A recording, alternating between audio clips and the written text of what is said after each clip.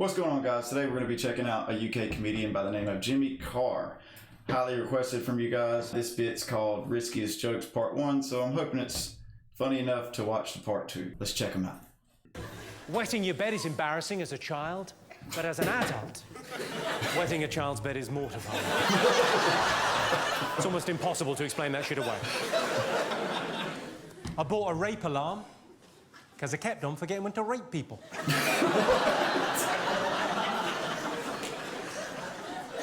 They're bloody marvellous. When I was a kid, I was scared of the dentist. He was a paedophile.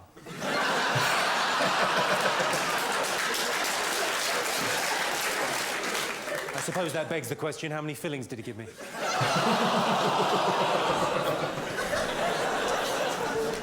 Islamic fundamentalist sex dolls. Do they blow themselves up? Oh, shit.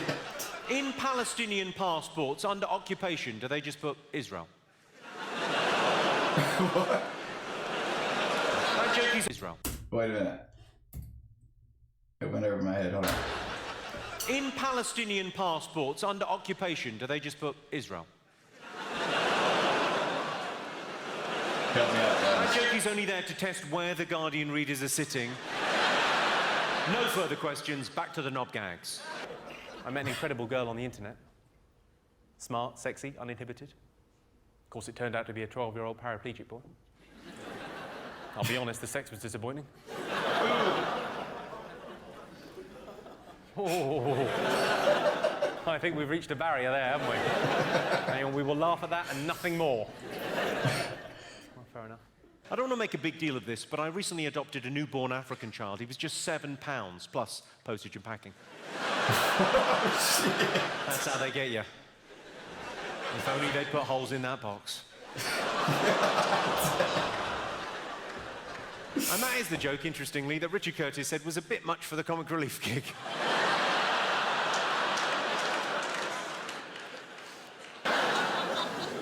When I was younger, I couldn't talk to women because I was hiding in their wardrobes masturbating. Oh, shit. Would have totally given it away. You didn't see that coming, did you?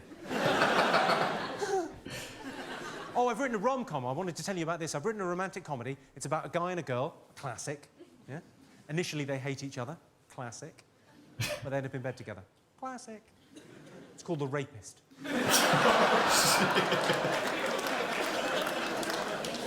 Did you see the story about Gary Glitter? There was a GCSE music question about Gary Glitter. How bad's that? How bad's that?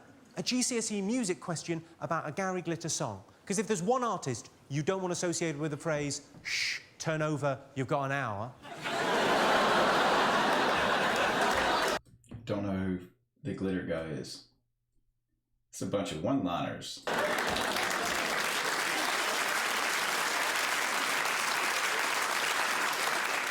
I should probably leave Glitter alone. He just wants to settle down and have kids.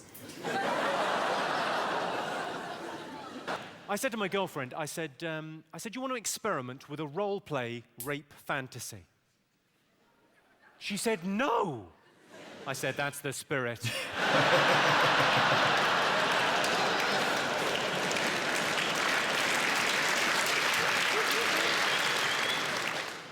Rape is such a horrible word, though. It's such a harsh, brutal, awful word.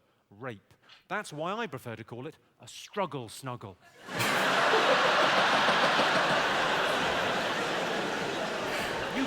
This guy's brutal.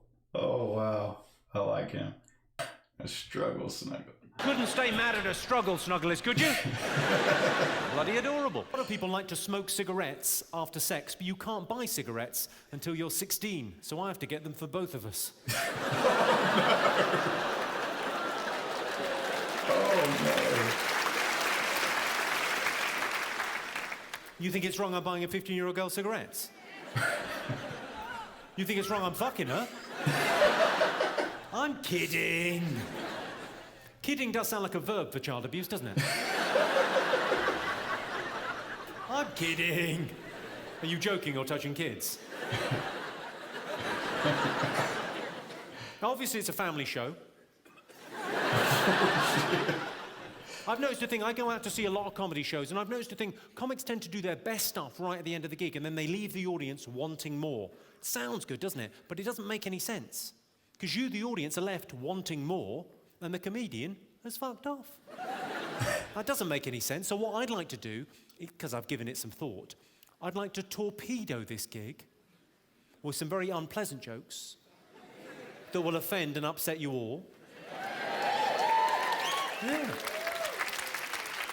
And then you can all leave thinking, thank fuck that's over. You're welcome. Let's begin. If women are so good at multitasking, is it too much to ask? Tickle my balls while you work the shaft. Half a joke, half public service announcement. I often get asked, are you ever going to get married? I don't think I ever will get married. I mean, you can't get married at 16 without parental consent. And that's not going to happen. They still think she's dead.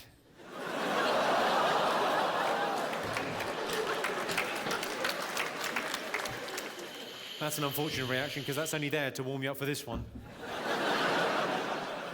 Did you all read that story about the girl that was kidnapped and kept in squalid conditions for 18 years? Did you read that story? Was I the only one that read that story and thought, 18 years in squalid conditions? Have a tidy round. Oh, no. Make a house a home, you lazy bint. Say what you like about the Make-A-Wish Foundation. They can work to a deadline.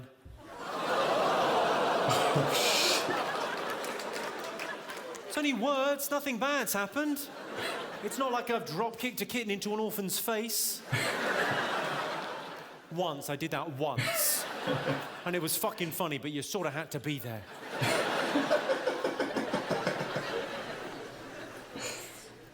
I think I've sorted out the credit crunch. I thought you'd be pleased. No, I genuinely, I think I've sorted out the credit crunch. You know what the problem is with the credit crunch, in layman's terms, okay? The trade, the turnover, the cycle of business isn't happening in the way it was because businesses and banks and countries have gone bust and no one trusts each other. So how are we going to repair this? How are we going to get things started again, get that virtuous circle up and running? I'll tell you what we do. We build a World Trade Center.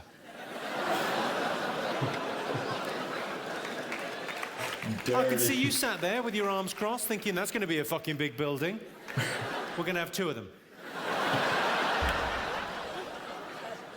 Oh, man. I saw the chief of the New York City Police on the news. He said, we will never forget 9/11. I thought, what's your fucking home, not your phone number?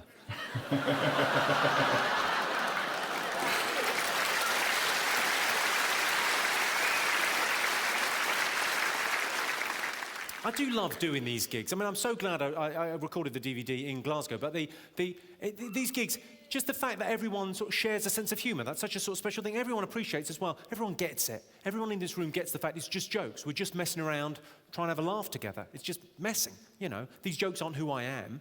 In the real world, I'm quite a generous sort of person. So I realise that makes me sound like a dick. But, you know, I'm quite a giving sort of person. I mean, last year I donated a kidney. Yeah. Of course, they wanted to know where I got it from. I know it's still warm. Keep it. I often get asked, someone asked earlier, favourite joke or rudest joke. I got asked in Liverpool last year, someone said, favourite pub joke. Someone shouted out at the end of the show. So I thought I'd end by telling you my favourite pub joke. It's quite a rude joke. I think you all knew it was going to be fairly rude. But I'll tell you, and then I'll tell you why I'm telling it. I got asked favourite pub joke in Liverpool, and so I said, I told my favourite pub joke. What's the difference between football and rape? Girls don't like football. Oh, shit. That is a textbook response, Glasgow. It's a laugh followed by a ooh. The interesting thing for me is that that's not 2 distinct groups of people. There's not one group laughing and another group going ooh. Those are the same people. That joke makes you a little bit schizophrenic. Because you don't choose what you laugh at. I'm sure many of you have been disgusted at what you've been laughing at this evening. But you don't choose what you laugh at. It's like a reflex. You just laugh. And then another bit of you kicks in and goes, what the fuck are you doing laughing at that? Ooh. So I told it in Liverpool. It got a laugh, and then a ooh, and then there was a pause, and a woman at the back went, I like football. Imagine that being your problem with that joke. She clearly had time to think, well, we all like it rough once in a while. He's got us there. But I also enjoy soccer. And I'm taking a stand. Well, as I say, it's been a pleasure performing in Glasgow. I mean, the reason we did the DVD here is because it's sort of one of the best gigs of the year. I fucking love it. Thank you so much for coming out. Just a couple of... Just one quick thing before I go. If anyone wants an autograph or to say hello after the show or to get fingered or to have a fight, whatever you would like, I'll be down there in that corner. I'm more than happy to wait as long as it takes. Thank you so much for coming out to see me, and I'll see you all again next year. Thank you very much indeed. Cheers. Good night. Thank